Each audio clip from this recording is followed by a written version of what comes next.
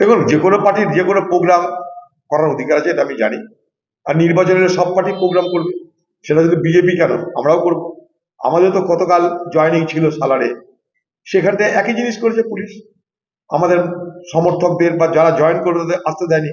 যারা জয়েন করবে তাদের বাড়ি বাড়ি গিয়ে বলেছে যে তৃণমূলের টিকিটে যারা জিতেছে তারা যদি কংগ্রেসে যোগদান করো তাহলে বাড়ি ঘরে হামলা হবে। পুলিশ দাঁড়িয়ে থেকেছে, কালকে কোনো পুলিশের গার্ড ছিল না ওখানটায়, পুলিশ উস্কিয়েছে ওখানটায় যাতে ঝঞ্ঝাট হয়।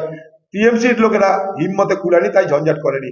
পাড়ায় পাড়ায় গলিতে গলিতে তৃণমূলের মস্তান বাহিনী তারা নিয়োগ করে সেখানটায় যাতে কেউ আমাদের সবাই আসতে না পারে তার জন্য তারা কাউকে চেষ্টা করে ত্রুটি রাখেনি। সকলের ক্ষেত্রেই হচ্ছে, বলার কি আছে, সকলের ক্ষেত্রে হচ্ছে। কংগ্রেসের উপরে কি হচ্ছে দেখতে পাচ্ছেন আপনারা।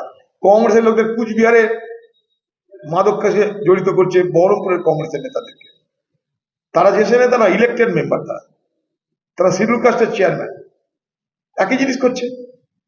কারণ ঠিকা নিয়েছে এখানকার পুলিশ তৃণমূলকে জিতাতে হবে, ব্যাস।